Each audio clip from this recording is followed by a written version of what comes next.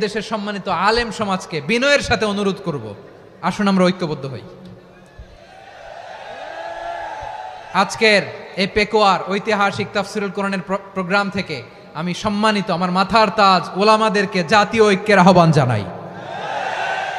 পেকুয়ার এই ঐতিহাসিক তাফসিরুল কোরআনের প্রোগ্রাম থেকে আমি আমার সম্মানিত রাজনৈতিক ব্যক্তিবর্গদেরকে জাতীয় ঐক্যের আহ্বান জানাই।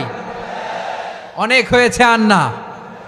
আধিপত্যবাদকে রুখে দিতে হলে, বাংলাদেশের বিরুদ্ধে যে কোনো ধরনের ষড়যন্ত্রকে রুখে দিতে হলে জাতীয় ঐক্যের কোনো বিকল্প নাই। চিল্লায় বলো ঠিক কিনা?